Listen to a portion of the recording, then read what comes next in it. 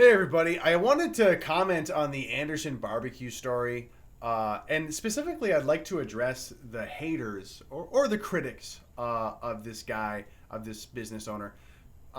Let's first just state the obvious.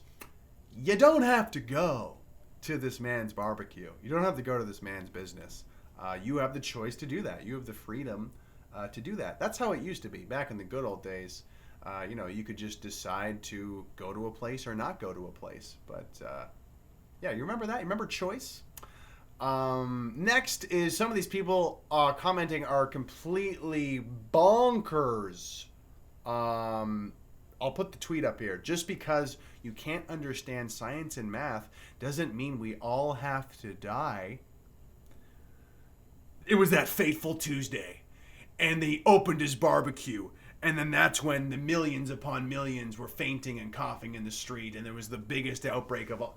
Like, this is, I don't know what you're consuming or what you're reading to actually think something crazy like this, because ironically, based on your comment, the science, the science and the math, you're not making any sense, because there has been a lot of data tracking this virus, a lot of data, a lot of effort going into tracking this virus.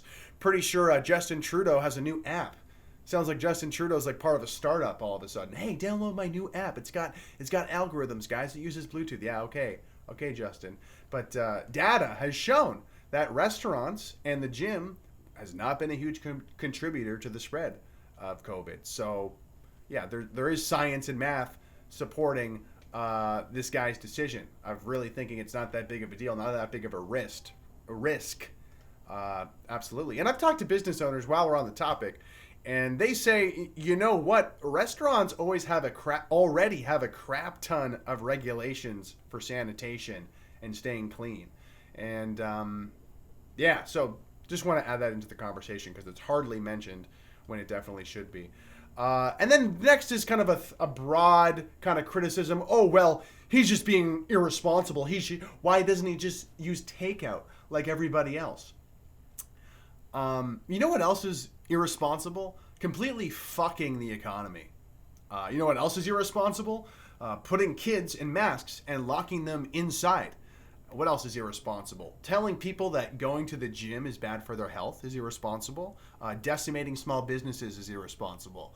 Borrowing money from the government just forever. That's irresponsible. And for these people, I assume when they have this kind of very simple, basic criticism, I assume you're not a business owner yourself. I assume you don't know other business owners or know that much about economics and how everything works, which is fine. Or maybe you do, and you're somebody who's part of a business that is unaffected by this lockdown, in which case you should be really grateful. But I just want to ask you, where do you think all this is going? I mean, remember when it was a 2-week lockdown? Look where we are now. Where do you think this is headed? You think that after all these small businesses, in the hundreds of thousands, by the way, are decimated in the GTA, you think springtime is going to roll around and all of these spring flowers, these new small businesses are all going to sprout up out of nowhere? That's not how it works. That's not how it works. And finally, the absolute, hatred of this guy. And, I'm here to talk about the criticisms. They're valid criticisms, and I'm responding to them here. But broadly, there's this real sort of this villain, this guy, he's causing all of our problems. And everybody's lofting this scathing criticism towards him. Why is it that we're aiming all of our criticism at this one guy with a small business? I would love to see the same amount of scathing criticism lofted towards our leaders, our federal political leaders, provincial and municipal. But no, don't criticize John Tory. Don't criticize Doug Ford. It's never part of the popular conversation, mind you, that I've seen. I mean, you'll see it online, but will you see it on the CBC? Of course not. Nobody ever criticizes Theresa Tam. Nobody ever criticizes the gospel of Patty Haydu or Justin Trudeau. And if you look at what happened when this virus originally spread in this country, yeah, there's a lot of scathing criticisms that deserve to be lofted at these people. Yet now, it seems the only conversation is getting mad at one another, hating one another. Oh, this person didn't wear a mask. That person wasn't socially distancing. That business owner opened on a Tuesday. Get him.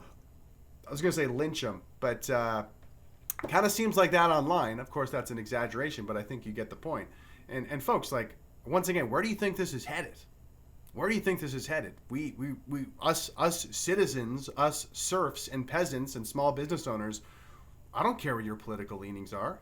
Look around, you know? There's a lot that we probably agree on here. So let's try to work together on this instead of constantly trying to crucify one another. Anyway, thanks for watching.